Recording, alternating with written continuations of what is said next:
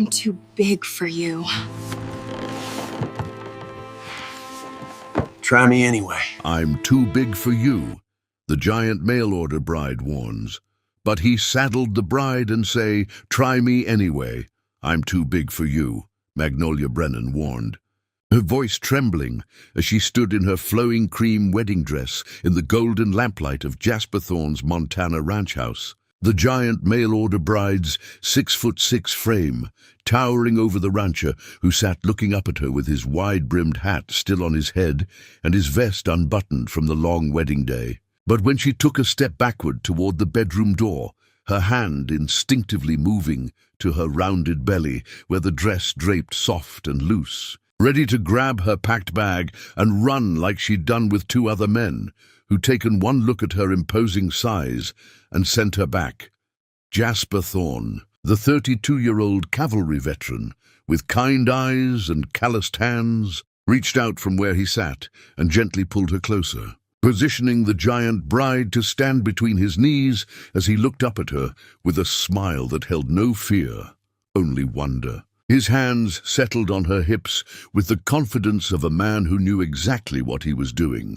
And when she tried to pull away, tried to warn him again that she was too much woman for any man to handle, he saddled the bride, drawing her down onto his lap as he sat on that wooden chair, cradling all 210 pounds of her like she weighed nothing more than morning mist. "Try me anyway," Jasper said, his rough voice soft as prayer, one hand moving to rest protectively on her belly while the other cupped her face with a tenderness that made her breath catch. And Magnolia, the giant mail-order bride, who'd accidentally broken a man's ribs during her one attempt at intimacy, who'd been rejected 7 times for being too tall and too strong and too much, who'd learned to make herself small in every way except the one that mattered, froze in his embrace, her hand covering his on her stomach, caught between the terror of hoping and the desperate need to believe that maybe this rancher in his dusty vest and worn hat, bathed in the warm golden light of their wedding evening,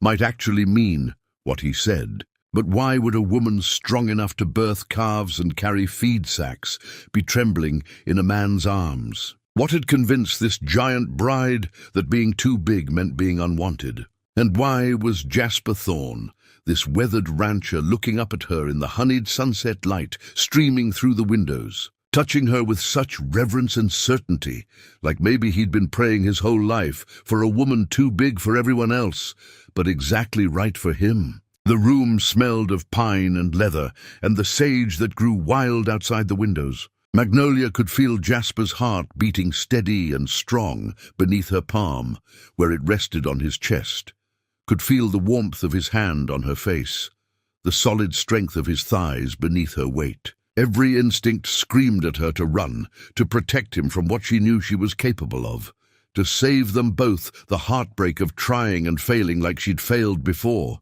But his eyes held her frozen, those deep brown eyes that looked at her not with the fear she'd grown accustomed to, but with something that looked dangerously like desire mixed with respect. "You don't understand," Magnolia whispered, and her voice cracked on the words.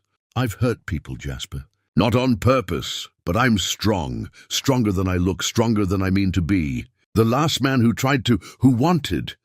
She couldn't finish. Couldn't force out the words that still haunted her 3 years later.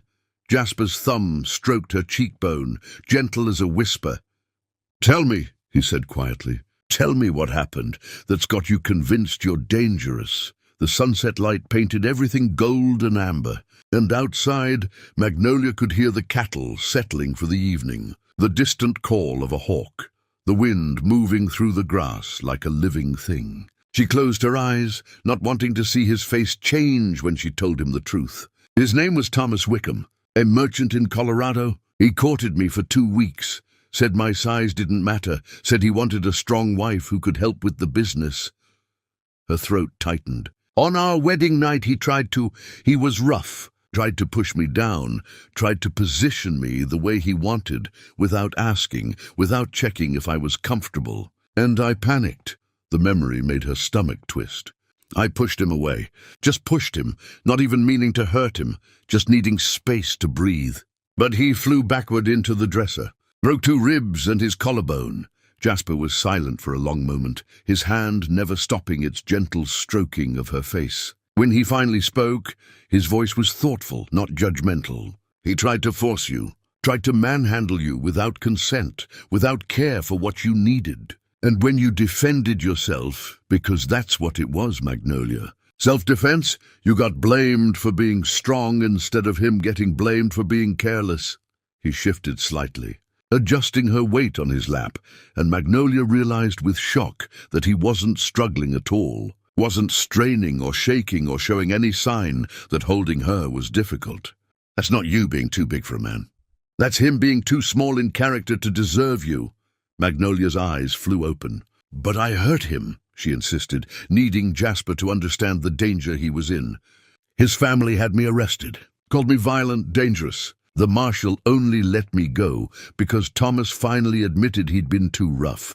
But the whole town, everyone looked at me like I was some kind of monster. Tears started to slip down her cheeks. And then it happened again. Different town, different man. He tried to lift me and couldn't, threw his back out and blamed me for being too heavy.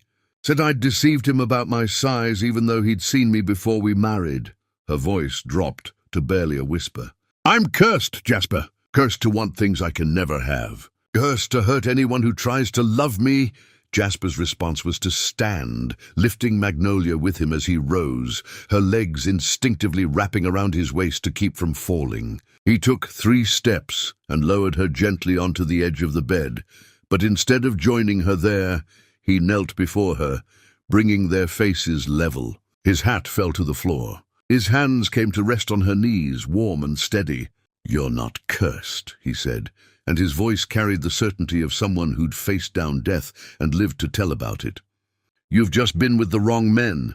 Men who wanted a woman small enough to control, easy enough to manage, quiet enough to ignore. Men who saw your strength and felt threatened by it instead of grateful for it.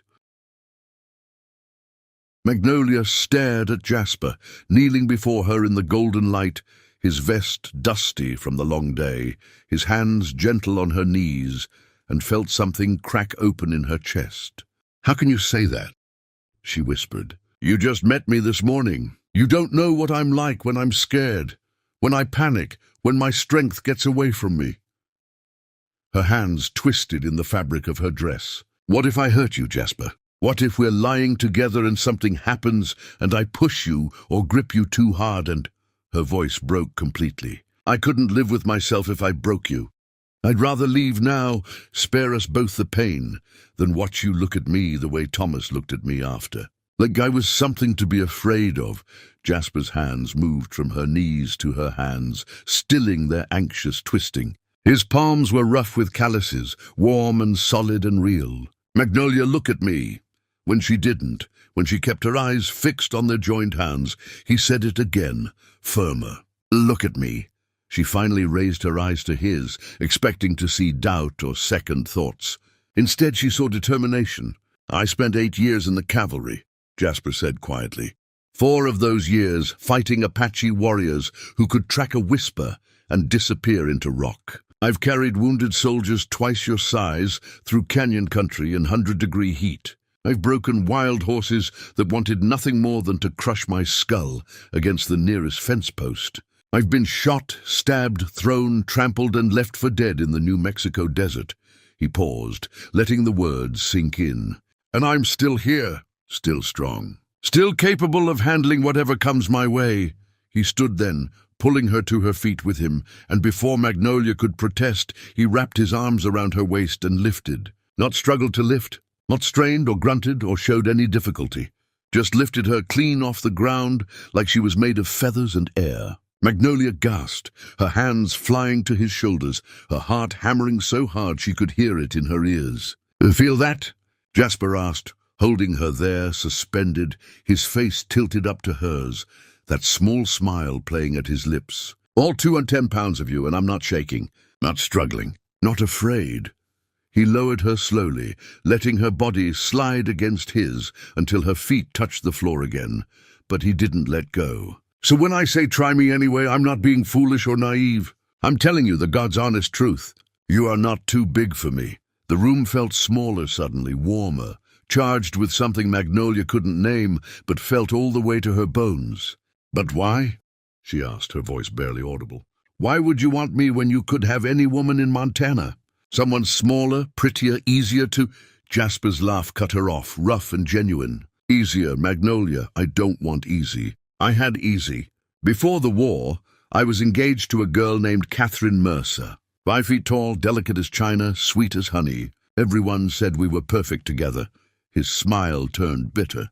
"Then I went to war, saw things, did things, came back with nightmares that wouldn't quit and a temper I couldn't always control. And Catherine took one look at the man I'd become and broke our engagement. Said I wasn't the boy she'd fallen in love with. Said I scared her." He pulled back slightly, giving Magnolia space, but keeping his hands on her waist. "Every woman in town after that looked at me the same way, like I was broken, like I needed fixing or avoiding. They wanted the charming boy who'd ridden off to war, not the man who came back with blood on his hands and ghosts in his head." His eyes met hers, and Magnolia saw pain there, old and deep and familiar. "So I stopped trying, worked my ranch, kept to myself, figured I'd die alone because that was safer than risking someone getting close enough to see how damaged I really was." His voice dropped. "Then the mail order agency sent your photograph. Sent a letter saying you'd been returned twice, that you were too tall, too strong, too much woman for the men who'd requested you. And I knew." "Knew what?" Magnolia asked, hardly daring to breathe. Jasper's hands tightened on her waist. "That you and I were the same. Too much for most people. Too complicated, too intense, too real. And if I was going to risk opening my heart again, it was going to be for someone who understood what it felt like to be too much. Someone who wouldn't break the first time I woke up screaming from a nightmare. Someone strong enough to handle me at my worst and still see me at my best." He reached up and tucked a strand of her dark hair behind her ear. "I didn't order a mail-order bride looking for convenient or comfortable, Magnolia. I was looking for real. And you, standing here warning me away because you're afraid of hurting me, you're the most real thing I've encountered since I came home from that war." A knock at the door shattered the moment. Both of them jumped, Jasper's hands dropping from Magnolia's waist as he turned toward the sound. "Mr. Thorne?" a woman's voice called. "It's Adelaide Pritchard from the land office. I need to speak with you about the bride registry papers." Magnolia's stomach dropped. Adelaide Pritchard, the same woman who'd processed her paperwork when she'd arrived on the morning stage. The same woman who'd looked her up and down with thinly veiled disgust and said loud enough for half the platform to hear, "Lord have mercy, I hope Mr. Thorne knows what he's getting into."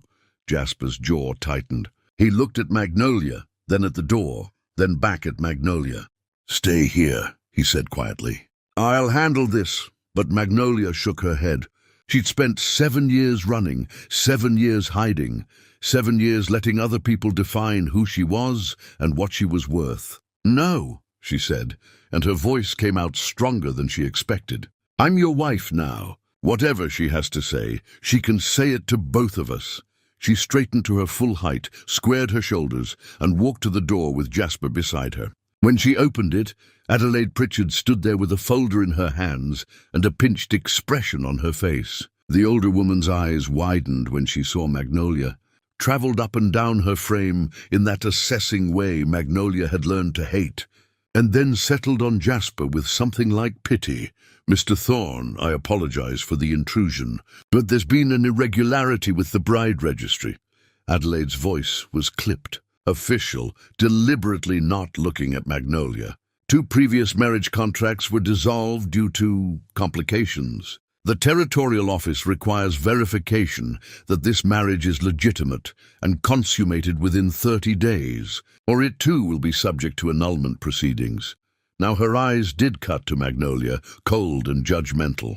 "Given the bride's history of failed placements, we have to be certain this isn't another case of misrepresentation or incompatibility." Magnolia felt her face flush hot with shame and anger. Misrepresentation. Like she'd lied about being 6'6", like her size was some kind of deception. But before she could speak, before she could defend herself or tell Adelaide Pritchard exactly what she thought of her irregularities, Jasper stepped forward. He moved in front of Magnolia, not blocking her but standing with her, his presence solid and unwavering. "Mrs. Pritchard," he said, and his voice carried the kind of quiet authority that came from commanding men in battle. "My wife and I appreciate your diligence in following territorial regulations. However, I can assure you that our marriage is entirely legitimate, enthusiastically consensual, and will be consummated on our schedule, not yours." Adelaide's face went red. "Mr. Thorne, I'm simply doing my job. The territory has laws about marriage contracts, and given this woman's history—" "This woman," Jasper interrupted, his voice going hard as iron, "is Mrs. Magnolia Thorne. My wife, and her history is none of your concern. What happens in our home, in our bedroom, in our marriage, is between us and God, not you and the territorial office." He took the folder from Adelaide's hands and opened it, scanning the documents quickly. "If you need verification of consummation in 30 days, fine. We'll provide it. Until then, I'd appreciate it if you'd respect our privacy on our wedding night." He handed the folder back and started to close the door. But Adelaide's hand shot out. "Mr. Thorne, I feel obligated to warn you. The previous husbands cited physical incompatibility and even injury.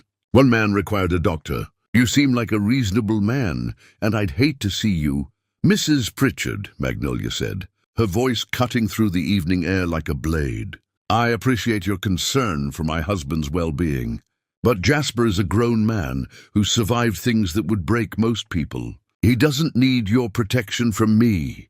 She stepped forward, drawing herself up to her full, imposing height, and had the satisfaction of watching Adelaide take an involuntary step back. "And I'm done being treated like I'm dangerous or defective, because I'm bigger and stronger than most women. My previous marriages failed because those men wanted a woman they could control, not a partner they could respect. Jasper isn't those men. So unless you have official business that can't wait until morning, I suggest you leave us to our wedding night." Adelaide Pritchard's mouth opened and closed like a fish on dry land. For a long moment she just stood there, clutching her folder to her chest, staring up at Magnolia with a mixture of shock and something that might have been grudging respect. Finally she cleared her throat, straightened her spine, and gave a curt nod. "Very well. I'll return in 30 days for the required documentation." Her eyes softened just slightly as they moved between Magnolia and Jasper. "For what it's worth, Mr. Thorne, you're the first man who's defended her instead of defending yourself from her. Maybe that'll make all the difference." She turned and walked down the porch steps into the gathering dusk, her footsteps fading into the evening sounds of cattle and wind and distant birdsong. Jasper closed the door and turned to find Magnolia leaning against the wall, her hands shaking, her eyes bright with unshed tears. "Hey," he said softly, crossing to her. "You were magnificent. Did you see her face when you told her I wasn't those other men?" But Magnolia shook her head, the tears spilling over now. 30 days, she whispered. 30 days to prove this marriage is real, or they'll annul it.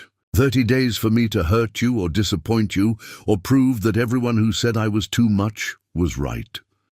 She slid down the wall until she was sitting on the floor, her cream dress pooling around her, and dropped her face into her hands.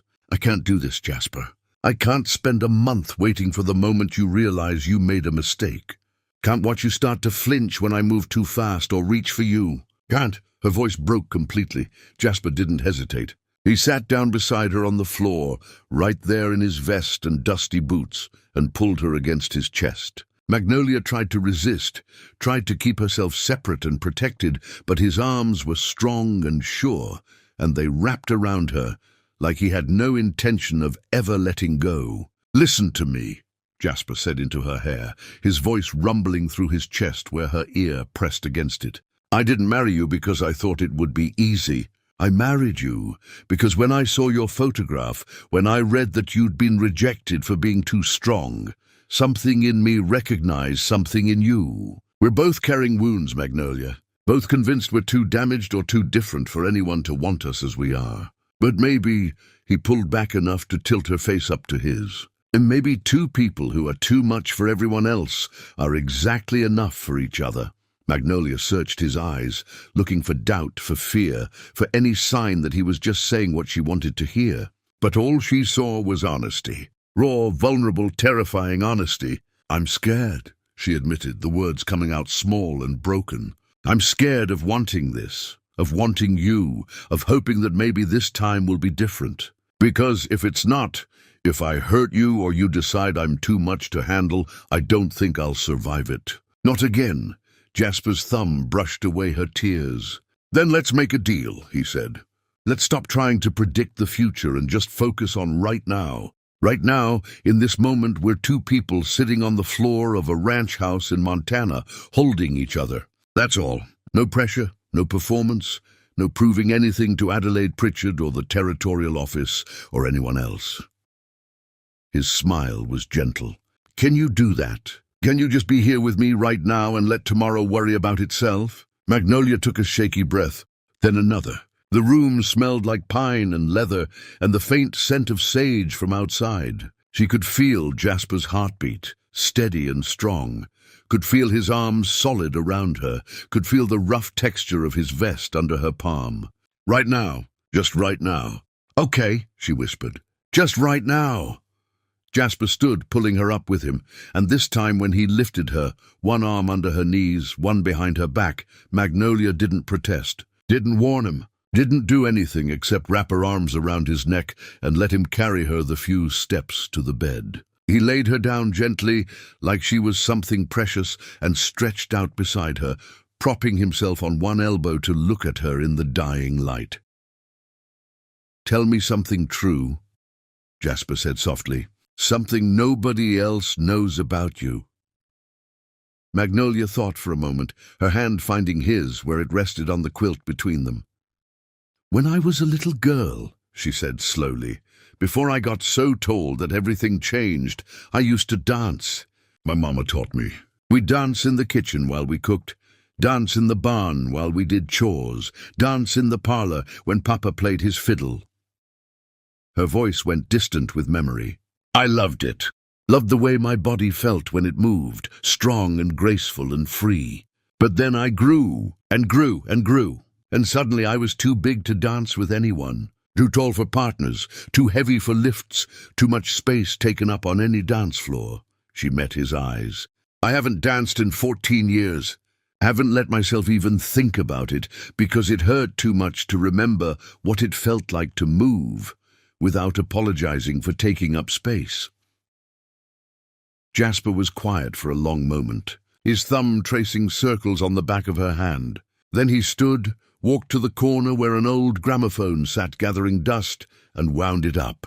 Scratchy music filled the room, a waltz slow and sweet and achingly beautiful. He turned back to Magnolia, his hand extended, his eyes asking a question his mouth didn't need to voice. "Jasper, we can't, I'll step on your feet, I'll throw off the rhythm, I'm too big for me." Jasper finished, that small smile playing at his lips. "I thought we'd established that wasn't true." He waggled his fingers.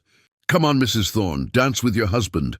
Magnolia's heart hammered as she stood, as she took his hand, as he pulled her close in the traditional waltz position, his hand on her waist, hers on his shoulder, their other hands clasped between them.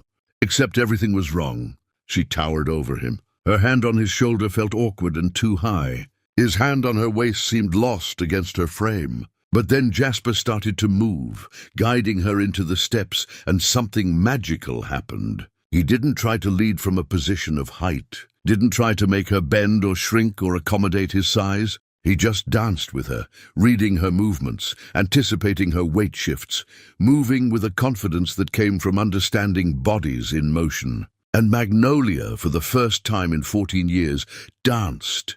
Tears streamed down her face as they moved across the bedroom floor in the golden lamplight, the scratchy gramophone playing its sweet old waltz. And Jasper holding her not like she was too big, but like she was exactly the right size for his arms.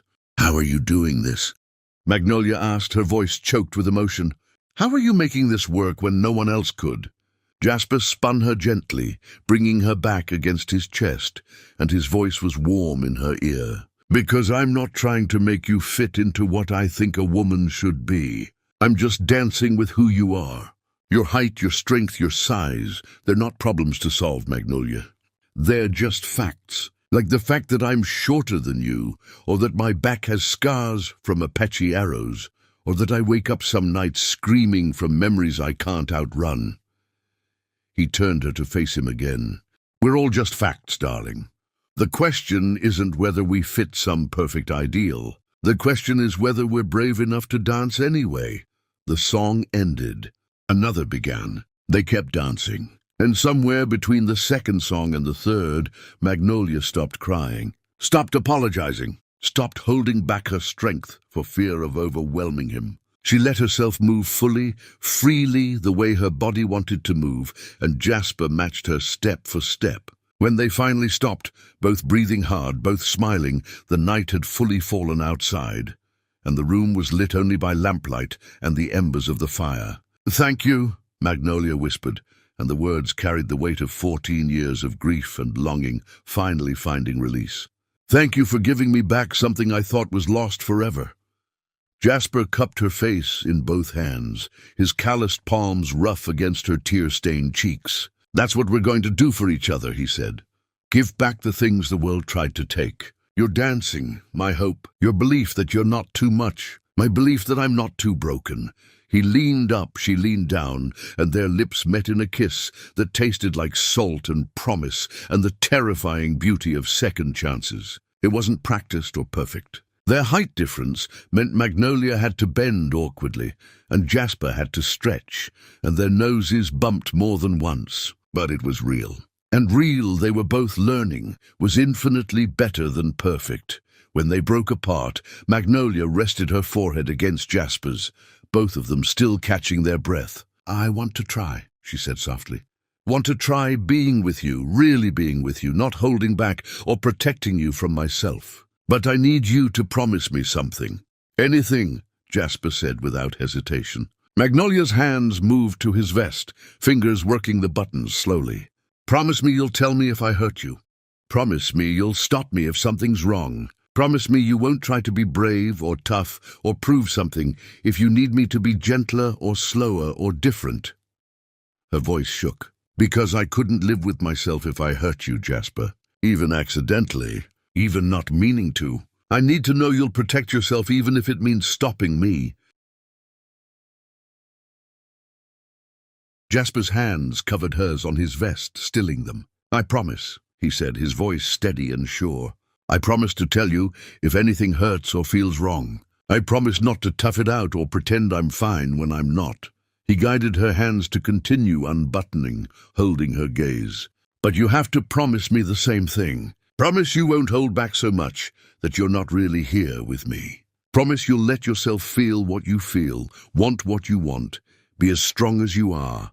Magnolia nodded, her throat too tight for words. They undressed each other slowly in the lamplight, not with the desperate passion of people trying to prove something, but with the tender curiosity of two people learning who they'd married. Every scar was noted, every mark explained. Jasper's back carried the white lines of Apache arrows. Magnolia's hands bore the calluses of farm work, his nightmares, her rejections, his broken pieces, her sharp edges. They laid it all bare, and neither of them looked away.